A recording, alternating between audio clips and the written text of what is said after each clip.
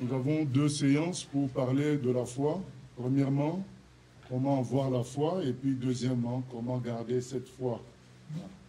Et la foi, c'est en Dieu. Voilà. Ce n'est pas la foi en autre chose, mais en Dieu, au Dieu Tout-Puissant qui a fait les cieux et la terre.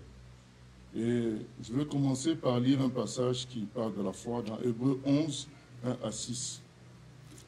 Hébreux 11, 1 à 6. Pour montrer l'importance de la foi, il est écrit ceci, Hébreux 11, 1 à 6. Or, la foi est une ferme assurance des choses qu'on espère, une démonstration de celles qu'on ne voit pas. Pour l'avoir possédée, les anciens ont obtenu un témoignage favorable. Donc là, il nous est dit clairement que si les anciens ont été reconnus bons par Dieu, c'est parce qu'ils ont eu foi en Dieu. Les anciens, c'est les bons serviteurs de Dieu comme les Enoch, les Moïse et autres. C'est par la foi que nous reconnaissons que l'univers a été formé par la parole de Dieu, en sorte que ce qu'on voit n'a pas été fait de choses visibles. C'est par la foi qu'Abel offrit à Dieu un sacrifice plus excellent que celui de Caïn.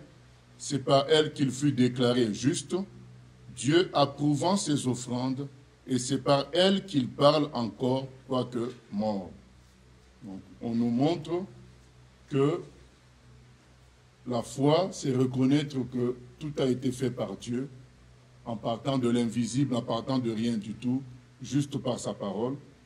Et quand on a cette foi, ça nous pousse à adorer et à servir Dieu comme il faut.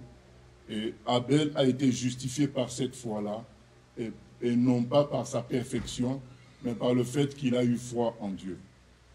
Verset 5, c'est par la foi qu'Enoch fut enlevé pour qu'il ne voie point la mort.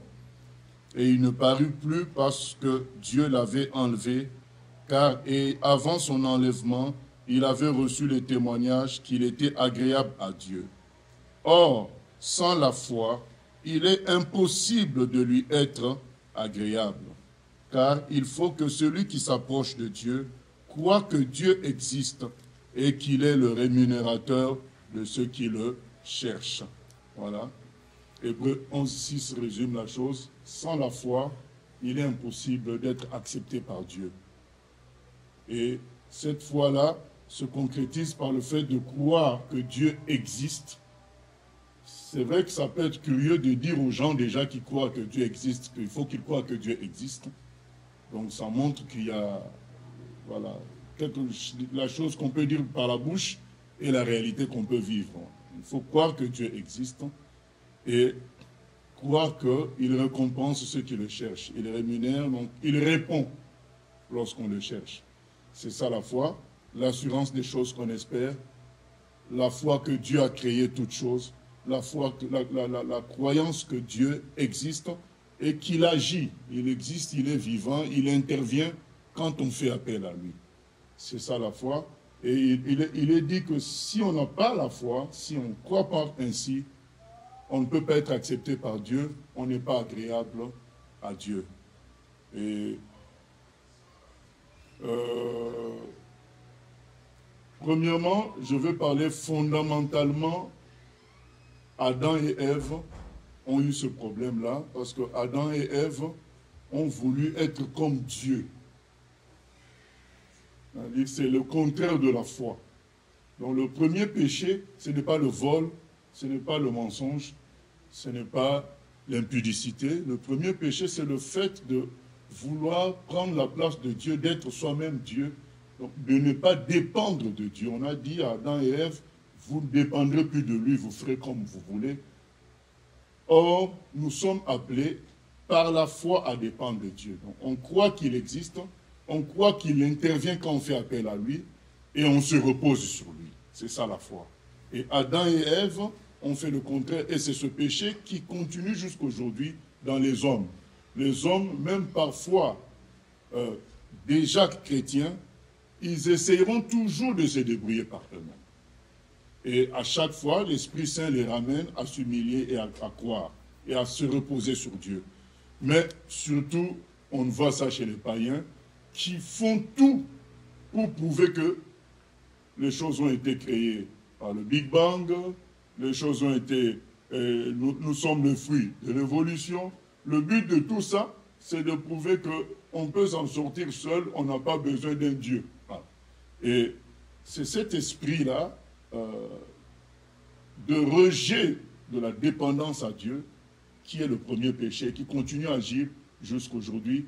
Et donc la foi, c'est le contraire de ça. La foi, c'est dépendre de Dieu, c'est se reposer sur Dieu. Et le problème des païens, ils ne veulent pas se reposer sur quelqu'un parce qu'ils se disent qu'il va être notre maître si on se repose sur lui. Comme ils ne veulent pas de cela, ils préfèrent élaborer des théories qui rejettent Dieu.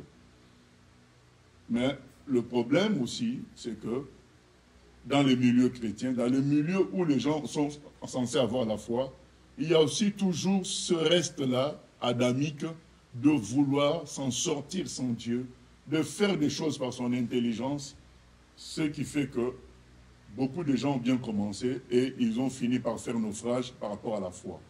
Donc, je fais cette parenthèse toujours pour montrer l'importance de la foi. Parce que quand on n'est pas dans la foi, on est dans le péché d'Adam, on est dans la volonté de vivre d'une manière autonome vis-à-vis de Dieu.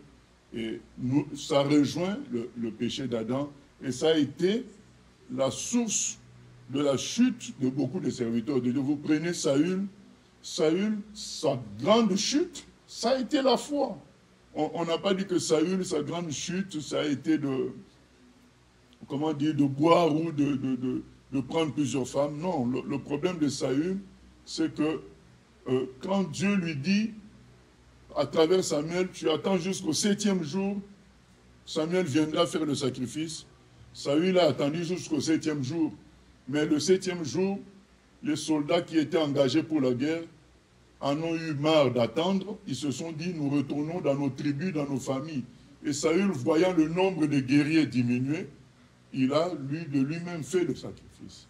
Il n'a pas eu foi en la parole de Dieu que Samuel viendra avant que le 7e jour finisse. Et avant que le 7e jour ne finisse, il a tremblé, il a eu peur. Ça a été sa grosse chute. Et du coup, il était plus disposé, il avait du mal finalement à faire confiance en Dieu, au point que la deuxième fois, Dieu lui a dit, tu tues tous les animaux, tu tues tous les bétails. Après, quand tu gagneras la guerre, et tu les dévoues par interdit, comme on dit, tu élimines tout. Saül s'est dit, mais à quoi ça sert que je tue de si belles bêtes, de si beaux animaux? Je vais les utiliser pour les sacrifier à Dieu. Mais c'est Dieu qui a dit que je ne veux pas, il faut éliminer tout.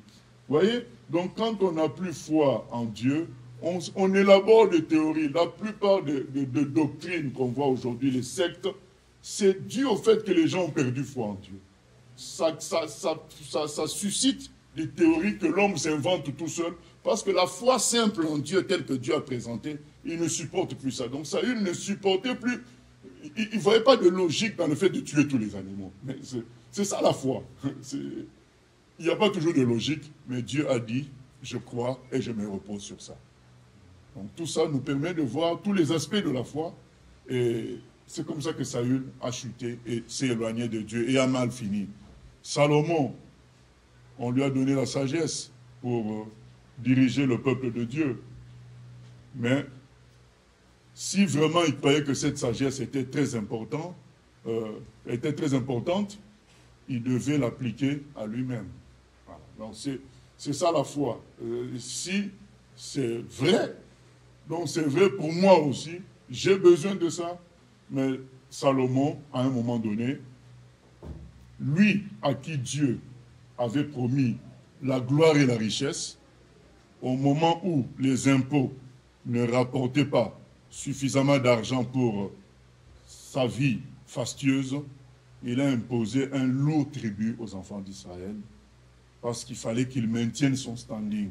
Alors que Dieu avait promis qu'il serait plus riche que n'importe quel roi de son époque. Mais à un moment donné, il n'a plus eu foi en Dieu. Et il a imposé au peuple de Dieu qu'il était censé diriger avec sagesse. Il lui a imposé un lourd impôt et le peuple était asphyxié. Il n'était plus dans la volonté de Dieu parce qu'il n'a pas cru que Dieu allait pourvoir à ses besoins. Vous voyez, alors que Salomon a vécu une gloire. Vous savez, quand Jésus vante quelqu'un, il faut prendre au sérieux. Jésus, quand il parle de gloire, de richesse, il prend l'exemple de Salomon. Et quand Dieu t'a déjà fait ces choses-là, mais crois qu'il fera toujours. C'est ça la foi. Et là, Salomon, à un moment donné, il a préféré mettre la pression sur les enfants de Dieu, sur le peuple de Dieu. Et il est sorti de la volonté de Dieu pour avoir plus de 1000, jusqu'à 1000 femmes. Voilà.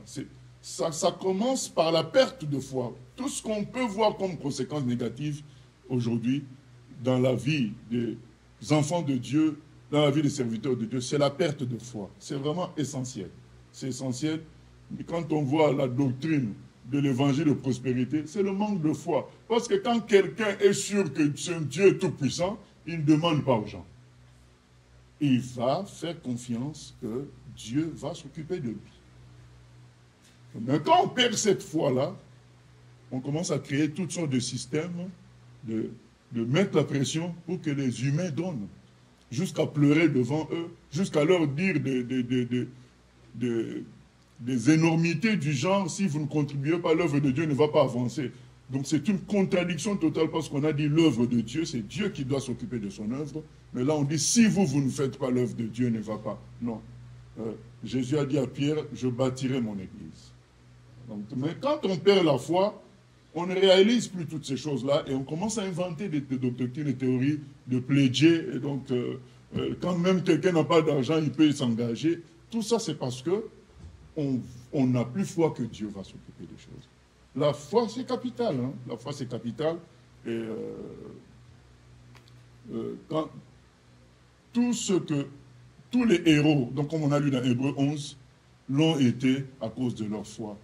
Les Daniel a préféré manger les légumes et la nourriture d'Israël en promettant au chef qu'il s'occupait d'eux, qu'il serait en bonne santé. Et il a été en bonne santé et il a été élevé.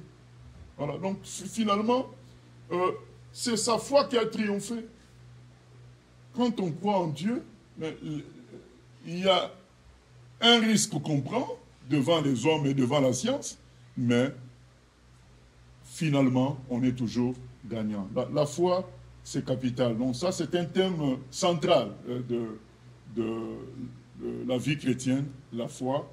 Et comme c'est écrit dans Hébreux 11, nos anciens ont été reconnus bons par Dieu parce qu'ils ont eu foi en Dieu. Et c'est ça qui fait la différence entre un vrai serviteur et un faux serviteur. Ce n'est pas la perfection humaine, parce que nul n'est parfait, mais c'est la foi en Dieu. Le vrai serviteur, c'est qu'il peut se reposer sur Dieu, il dépend de Dieu, il croit à ce que Dieu dit, il comprendra plus tard. Comme Pierre a dit à Jésus, on a péché toute la nuit, on n'a rien trouvé, mais selon ton ordre, je vais jeter le filet. Et il a trouvé une quantité de poissons énorme. Voilà, et c'est ça qui fait la différence. C'est pourquoi notre frère aîné Paul, à la fin de sa vie, dans 2 Timothée 4,7, il dit « J'ai combattu le bon combat, j'ai gardé la foi ». La foi, c'est essentiel. Voilà. Et nous répondons déjà d'abord à la première question, c'est comment justement avoir la foi. Nous lisons dans Éphésiens 2.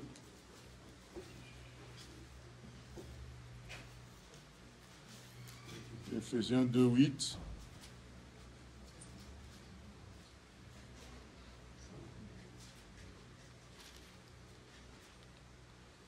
Il est écrit ceci, « Car c'est par la grâce que vous êtes sauvés par le moyen de la foi, et cela ne vient pas de vous, c'est le don de Dieu.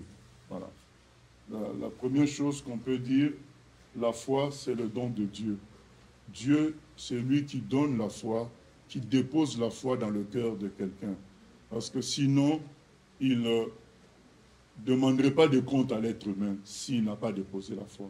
Et dans Romains 1, à partir du verset 18, c'est peut-être long, je ne vais pas lire, il est dit que la colère de Dieu se révèle du ciel contre toute impiété, contre toute injustice des hommes qui rendent la vérité captive. Car ce qu'on peut savoir de Dieu est visible, c'est évident à l'œil nu. Donc, que prétend ce passage de Romains 1, 18 jusqu'à un certain numéro? C'est que tout humain a en lui une base de foi qui peut lui permettre d'accéder à la foi officielle. Il y a une base de foi qui est un don de Dieu. L'humain sent en lui que Dieu existe. C'est la base que Dieu a donnée à tous les hommes. Ça, c'est la foi, don de Dieu, qui appelle après à un contrat, donc à une foi officielle, qu'on va exprimer à un moment donné. Voilà. Donc c'est le premier point à donner comme réponse. La foi, c'est le don de Dieu. C'est Dieu qui dépose ça dans le cœur de tout homme. Sans ça, aucun homme ne peut croire en Dieu. C'est un dépôt de Dieu. Maintenant, vous allez dire, mais il y a des gens qui ne croient pas. Ils ne croient pas pour avoir rejeté le don de base. Ce don de base, lorsqu'il n'est pas entretenu, lorsqu'il n'est pas soutenu, il peut être détruit. Voilà, c'est ce qui est arrivé à la plupart des païens à cause d'un environnement de rejet de Dieu, de théories d'évolution, de théories de Big Bang, à cause d'un environnement où il y a des démons puissants favorisés par les humains de l'endroit qui ont établi des forteresses qui empêchent les gens de croire en Dieu, ben, ces gens-là ont vu cette foi basique que Dieu dépose dans tout homme être étouffée. Mais ça ne veut pas dire qu'à la base, ils ne croient pas. Tout le monde reçoit une dose, un don, le don de la foi de Dieu. Ça, c'est essentiel et c'est lié à l'amour et à la bonté de Dieu. C'est lié à sa volonté de voir que tous les hommes croient. Voilà. Il dépose une base. Cette base est appuyée par la création. Elle est appuyée aussi par la conscience, par la voix de la conscience qui dit à l'homme Dieu existe. Et après, il y a un temps où il va y avoir une foi, ce que j'appelle la foi officielle, que la personne devra recevoir par la parole de Dieu. Donc c'est écrit dans Romains 10, 17. On va lire Romains 10, 17.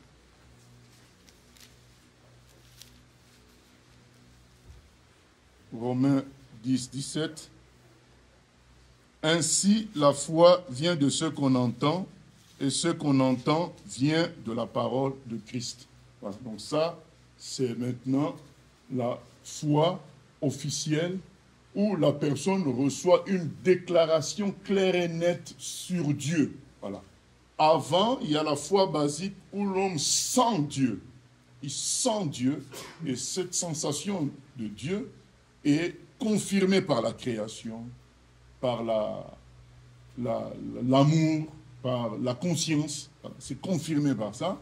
Mais viendra un jour où Dieu sera présenté clairement à la personne, de sorte à ce qu'il accède à une foi réelle et officielle. Voilà. C'est ce qui est écrit dans Romains 10, 17, quand on dit « la foi vient de ce qu'on entend vient de la parole de Dieu ». Voilà comment on peut entrer dans la foi. Du coup, quand on comprend que la foi est un don de Dieu, on ne peut pas forcer les gens. Donc, on doit s'attendre à ce que Dieu les touche. Ce n'est pas quelque chose qu'on force parce que c'est un don de Dieu. Ce n'est pas quelque chose qu'on fabrique. Et deuxièmement, quand on sait que ça vient par la parole de Dieu, encore une fois de plus, on s'attend à ce que Dieu, à travers sa parole, parle au cœur de la personne. On ne se fie pas à nos spéculations, à nos explications compliquées. C'est ce que le frère Paul explique dans 1 Corinthiens 2 quand il dit « Je n'ai pas voulu savoir autre chose que Jésus-Christ crucifié parce que ma parole, quand je vous ai prêché, ne reposait pas sur des démonstrations compliquées, mais sur la puissance de l'Esprit à travers la simplicité de la parole de Dieu. » Donc Paul était conscient que ce n'était pas sa parole bien élaborée qui touchait les gens, c'était tout simplement le fait que dans ce que lui disait, il y avait la parole de Dieu.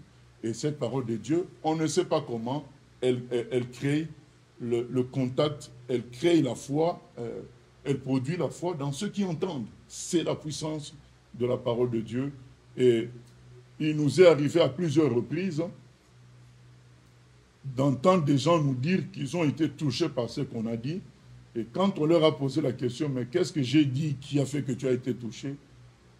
Il a dit une chose dont je ne me souviens pas que moi j'avais parlé.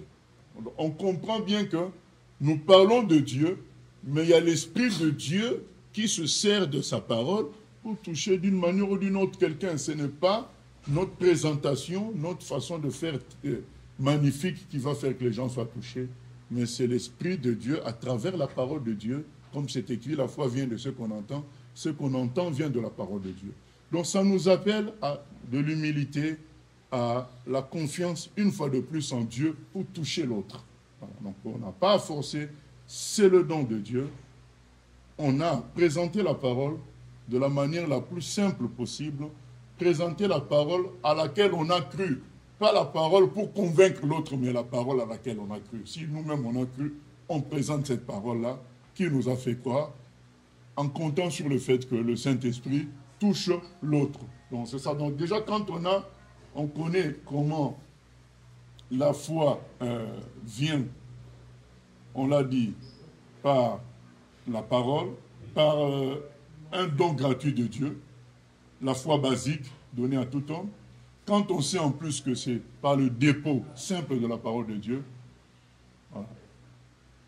Au lieu d'embêter les humains, on va chercher plutôt le contact avec Dieu pour pouvoir faire les choses.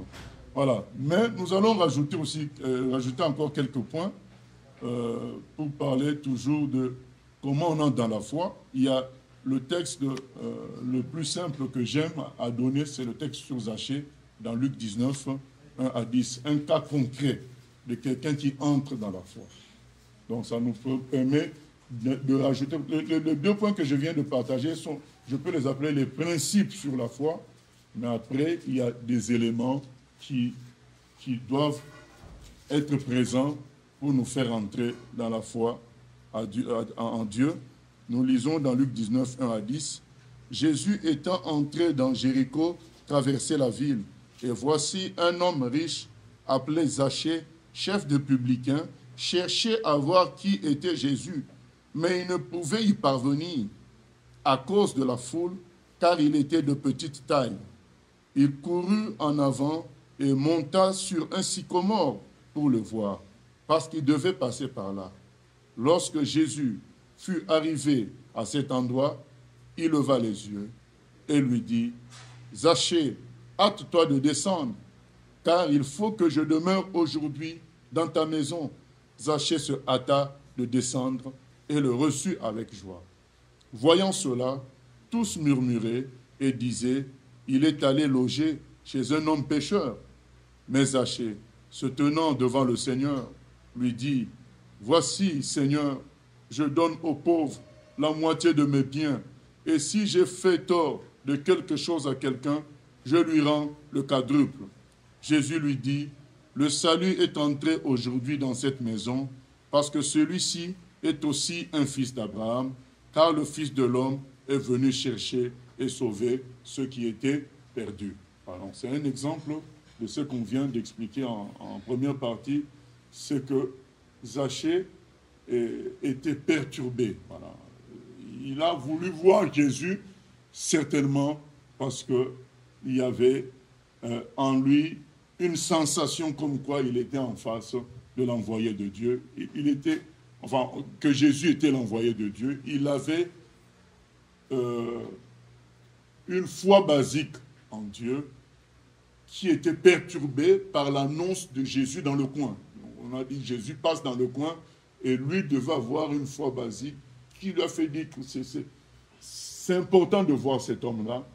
Et ça, c'est le don gratuit de Dieu. Et quand Jésus appelle Zachée par son nom, c'est le don gratuit de Dieu. Ça c'est Dieu qui nous connaît chacun depuis les temps anciens. Même avant d'être formé dans le ventre de la maman, il nous connaît. Ça, c'est son don. Et il va faire en sorte qu'un jour, il y ait une rencontre officielle avec lui. Donc, chaque humain est connu de Dieu. Voilà. Donc, l'exemple de Zachée montre que chaque humain est connu de Dieu. Et à un moment donné, Dieu se fera connaître clairement de cet humain. Mais pour cela, comme on va le dire, il faut que l'homme manifeste cette soif-là. Entrer dans la foi, ça passe par la soif, comme Zachée. S'il n'y a pas la soif, Dieu ne peut pas venir. Il est écrit, Dieu résiste aux orgueilleux et fait grâce aux humbles. Donc il y a, parmi les éléments qui entourent l'entrée dans la foi, c'est le fait de s'humilier et d'exprimer qu'on a besoin de Dieu. D'exprimer qu'on ne s'en sort pas, qu'on n'est pas bien et qu'on a besoin d'aide. S'il n'y a pas cette attitude-là, la foi ne peut pas être vraiment déposée par Dieu. Dieu attend que l'homme s'humilie. Dieu attend que l'homme se fatigue. C'est pourquoi Jésus dit, venez à moi, vous tous qui êtes fatigués et chargés, je vous donnerai le repos. Tant qu'un humain n'est pas encore fatigué, il ne pourra jamais entrer dans la foi. Il peut entrer officiellement dans la religion, mais il n'entrera pas dans la foi. C'est juste une étiquette qu'il va se mettre, mais il ne dépendra pas de Dieu. Il ne s'appuiera pas sur Dieu. Or, la foi, c'est s'appuyer sur Dieu, c'est dépendre de lui. Donc, tant que quelqu'un n'est pas fatigué, nous perdons notre temps. Je ne dis pas qu'il ne faut pas annoncer la parole de Dieu à tout. Il ne faut pas annoncer la parole de Dieu à certaines personnes, mais il ne faut pas penser qu'ils ont obtenu la foi alors qu'ils sont encore forts. Ce n'est pas possible. Zachée a montré qu'il était fatigué. Déjà, quand tu es une grande autorité, tu montes sur un arbre. C'est une honte. Et ils n'avaient pas de pantalons comme nous aujourd'hui. Ils avaient des robes à l'époque. Ce n'est pas facile de monter sur un arbre. Il est monté sur un arbre. Il a bravé la honte. C'est que quelque part, il avait soif. Voilà. C'est cette attitude de soif qui fait la différence. Quand on a soif, on reçoit Dieu, on reçoit la foi. Et Jésus a dit que celui qui a soif, qui vienne. Voilà. À celui qui a soif, je donnerai de l'eau de vie gratuitement. On ne peut pas entrer dans la foi si on n'est pas fatigué, si on n'a pas soif. Ce n'est pas possible. Donc nous, à partir de cela, la conséquence c'est quoi? Nous devons prier pour que le Saint-Esprit continue son travail de serrer au corps les humains jusqu'à ce qu'ils se fatiguent. C'est le travail du Saint-Esprit qui, avant que la foi n'entre, il montre à l'homme qu'il est petit, qu'il est faible. Bien sûr qu'il y a des humains qui s'entêtent jusqu'à la mort. Ça, ce n'est pas notre affaire. Nous sachons que Dieu est bon. Il prépare le dépôt de la foi par un travail du Saint-Esprit à fatiguer l'homme. De sorte que, quand on est dans l'esprit, même quand on apprend parfois une mauvaise nouvelle concernant quelqu'un de proche qui ne croit pas encore en Dieu, on ne le prend pas toujours comme quelque chose de mauvais. On le prend parfois comme étant l'aide de Dieu pour approcher la personne, pour que la personne s'humilie et s'approche de Dieu. Voilà, donc c'est parce que il y a une vérité claire et nette. Dieu résiste aux orgueilleux. Du coup, pour qu'il se révèle à quelqu'un, il attend que la personne se fatigue d'elle-même la personne reconnaît sa défaite, la personne craque. Voilà. Et là, Dieu se révèle à la personne parce qu'il sait que ça ne sera pas vain. Parce que si Dieu se révèle à quelqu'un et que la personne résiste à Dieu, c'est mis sur cet homme-là par rapport au jugement dernier. Il sera jugé par rapport au refus, à la résistance, vu le niveau de révélation. Et nous avons cet exemple-là dans la Bible quand Jésus dit « Malheur à toi, Bethsaïda, malheur à toi, Chorazine, malheur à toi, Capernaum. » Parce que si les miracles qui ont été faits chez toi avaient été faits à Sodome, les gens peut-être allaient changer. Pour dire que vous, les gens de Chorazine, de Bethsaïda, de Capernaum, vous avez vécu des grands miracles. Vous auriez dû être à fond dans la foi. Mais vous avez résisté. Vous avez préféré continuer votre vie.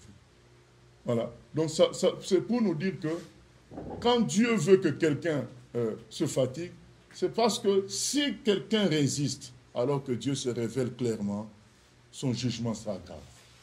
Et comme Dieu ne veut juger personne, il veut sauver seulement, il travaillera les humains jusqu'à ce qu'à un moment donné, l'humain reconnaisse qu'il est faible, qu'il a échoué et qu'il a besoin de Dieu. Et c'est comme ça que la foi devient vive, réelle dans un être humain. La foi est un don de Dieu, ça vient par la parole, mais il faut le paramètre de l'humilité, de la fatigue de l'homme pour qu'il reçoive véritablement la foi. C'est comme ça que la foi entre dans les humains. Et nous, quand on comprend ces choses-là, on se dit quoi? On doit annoncer la parole et laisser Dieu faire, parce que la foi est un don de Dieu qui passe par la parole de Dieu. Comme je l'ai dit, parfois, on ne sait pas ce qu'on a dit qui a touché quelqu'un. On ne sait pas. Mais donc Dieu, par son esprit, touche quelqu'un par sa parole. On n'a pas à forcer les gens à se convertir. On a présenté la parole telle que ça vient dans notre esprit. Et quand le Saint-Esprit aurait préparé, voilà, plutôt avec la préparation du Saint-Esprit, les gens entreront dans la foi. C'est comme ça que les choses se passent. Donc, finalement, la charge qui nous revient à nous, c'est de prier beaucoup pour les gens. Comme c'est écrit dans 1 Timothée 2, 1 à 2, je veux, avant toute chose, je vous demande de prier pour tous les hommes. C'est ce que le frère Paul dit, pour ceux qui sont élevés en dignité, ainsi de suite.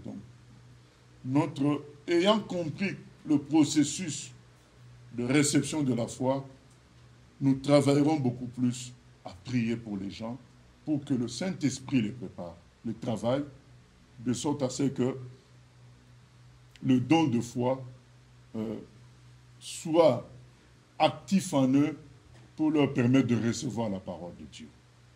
Et donc la prière est capitale. Après, Dieu fait comme il veut.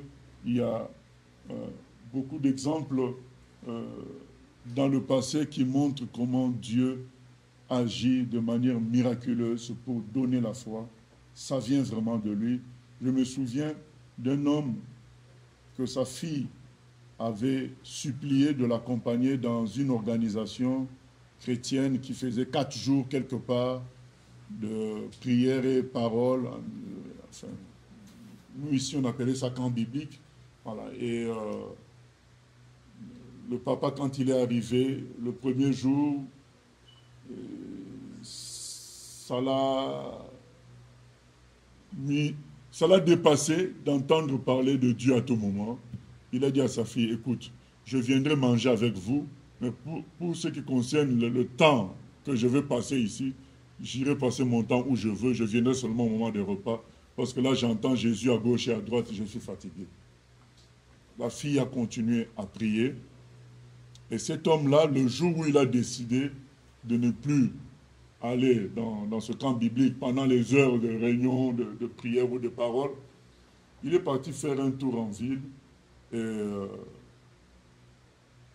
il est arrivé vers un rocher qui est le centre de visite des gens, et les gens écrivent leur nom sur le rocher là, en guise de souvenir.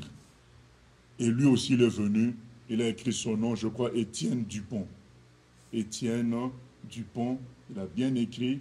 Maintenant, il a voulu voir qu'est-ce que ça donne en perspective. Donc, il a reculé et regardez comment ça donne sur ce rocher-là, Étienne Dupont. Et quand il recule, il lit Étienne Dupont, et en dessous, c'était écrit Dieu te cherche. Voilà, donc quelqu'un avait déjà écrit Dieu te cherche avant, et lui, il avait rajouté Étienne Dupont. Et quand il a lu ça, il s'est agenouillé. Il a vraiment compris que Dieu le cherchait. Et son cœur a été brisé, et il s'est converti en ce lieu-là. Ce n'est pas dans la réunion des chrétiens, mais en ce lieu-là, les chrétiens avaient prié, les chrétiens avaient confié cet homme à Dieu. Il lui avait parlé, mais c'est Dieu qui, en finalité, agit toujours. Nous devons faire confiance en Dieu, nous devons travailler dans la simplicité, tout en ayant foi que Dieu touchera les gens, mais nous ne devons pas penser que notre élocution, notre façon de parler, c'est ça qui va faire la différence. Non, c'est l'Esprit de Dieu qui va faire la différence, le travail de préparation qu'il va mener, le don basique que Dieu va déposer et qui va se clôturer par le don de la parole de Dieu. C'est ça qui amène les gens à la foi. Et cet homme-là est entré dans la foi. Il a dit, maintenant, je veux servir ce Dieu-là qui me cherche tant. Voilà. Et là, il a réalisé que tout ce qui se passait dans sa vie, c'est Dieu qui permettait, parce que Dieu le cherchait. Quand Zachée entend qu'on l'appelle, il est ébranlé parce qu'il se dit, mais donc Dieu me connaît. Voilà. Faisons en sorte que Dieu touche les gens. Nous avons un certain âge, nous avons vu beaucoup de choses. Nous savons que les gens peuvent être touchés par une belle salle. Ils peuvent être touchés parce que quelqu'un a un talent dans sa façon de faire. Ils peuvent être touchés par les miracles. Dans Jean chapitre 2, c'est écrit, Jésus, du verset 23 au verset 25, Jésus dit qu'il est écrit que beaucoup de gens crurent quand ils virent le miracle que Jésus faisait, mais Jésus connaissait leur cœur et il ne leur faisait pas confiance. Voilà. Les gens peuvent croire par rapport à ce qu'ils ont vu, mais la vraie foi est déposée par l'Esprit de Dieu dans sa préparation, dans sa foi basique et dans le don de la parole de Dieu. C'est comme ça que la foi est déposée dans le cœur d'un humain. Et quand c'est déposé ainsi, c'est du solide. C'est quelque chose de fort et profond, alors que tout le reste, c'est des choses de surface. Le jour où vous perdez votre salle, vous allez comprendre que beaucoup venaient pour la salle. Le jour où il n'y a plus de miracle, vous allez comprendre que beaucoup venaient pour ça. Le jour où Jésus n'a plus fait le miracle, il s'est retrouvé à la croix, eh bien, ils l'ont abandonné. Mais ceux qui avaient vraiment cru ne l'avaient pas abandonné, même mort. C'est ça. Cherchons à ce que les gens entrent dans la vraie foi en Dieu, mais pas dans une affaire que nous, on a conclue, qu'on a produite. Voilà. Qu'ils aient le contact avec Dieu lui-même. C'est ça qui est important, par le don basique de la foi, par la préparation du Saint-Esprit et par le don de la parole de Dieu. Voilà ce que j'avais prévu pour la première séance. Que Dieu nous bénisse. On va prier et puis on va laisser la place aux questions. Seigneur, nous venons prier que tu nous aides à réaliser combien toi tu veux que tous les hommes soient sauvés et arrivent à la connaissance de la vérité. C'est toi qui déposes la foi et donc nous sommes appelés à prier pour que cette foi-là soit déposée dans les cœurs par ta parole et par ton Esprit Saint. Aide-nous à te faire confiance et à ne pas nous fier à notre propre intelligence, notre propre logique, mais à présenter ta parole dans sa simplicité, afin que toi, tu touches les cœurs. Nous nous attendons à toi pour tout.